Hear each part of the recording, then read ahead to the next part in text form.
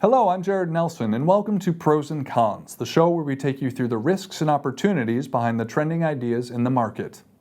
When the pandemic started last year, few expected the luxury sector to rebound so fast. With all the bad news swirling around, you would assume that most consumers would focus on survival, and not the latest Louis Vuitton handbag. But what is happening in the luxury sector defies expectations. In late July, LVMH, the largest luxury company in the world, reported revenue of 28.7 billion euros in the first half of 2021. LVMH reported that its profit from recurring operations was 7.6 billion euros for the first half of 2021, up 44% compared to the first half of 2019 and more than 4 times higher than that of 2020. In other words, it sailed right through the pandemic. Other European fashion houses like Kering and Richemont also reported a significant rebound in sales. Kering, for example, reported in late July very strong growth in sales. Revenge spending is seemingly back with a vengeance, much like devouring comfort food during a pandemic. The outlook for luxury spending was so bullish that it momentarily made LVMH CEO Bernard Arnault the world's richest person in May. His net worth of $186 billion surpassed that of Jeff Bezos. In the auto sector, premium brands like Bentley, Ferrari, and Lamborghini are also selling like hotcakes, and outperforming normal car sales. There are 2 main reasons why luxury goods are booming. The first is the sharp rebound in asset prices this year, from stocks to property to crypto. Many asset owners enjoyed a significant increase in their net worth. A few more zeros in the bank can do wonders for discretionary spending. Note this, after Bitcoin's dizzying rise, the catchphrase in the crypto world is, "When Lambo?" The second factor supporting the luxury industry is China. The rise of the middle class there has propelled the country to be the largest spender on luxury goods. While Chinese consumers are restricted from overseas traveling, they can still buy luxury goods from local stores. Nothing, it seems, can stop them from acquiring more high-end items. But the question now is whether the market is over-optimistic on the sector.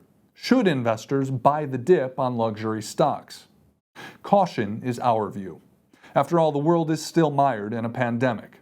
The Delta variant is causing havoc in many countries, and in the coming winter months may unleash more economic devastation.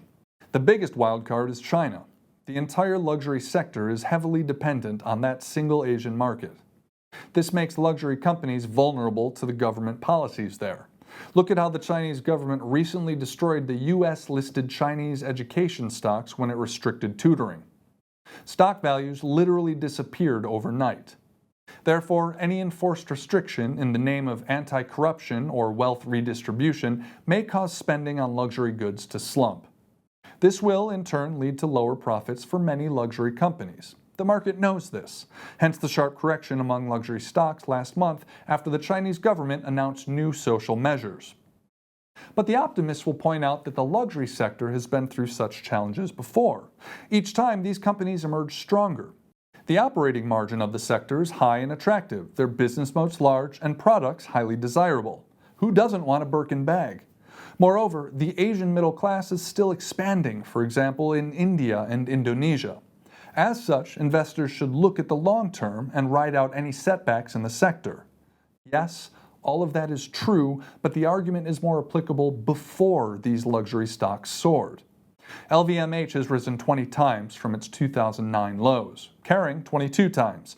Even Ferrari managed a 6 times rise after its IPO in 2015. Unlike before, the sector valuation is now rich and vulnerable to negative events. Much of the positive factors may have already been priced in. In sum, the luxury sector has benefited greatly from the pandemic. After such a big rally, prudence is naturally warranted. To be clear, we have no idea if the sector's bull run is over. In fact, nobody does. If it has, then erring on the side of caution is a better strategy. If not, you can always rejoin the party when prices break north again. That's all we have time for this week. Make sure you do your own due diligence before making any investment decisions.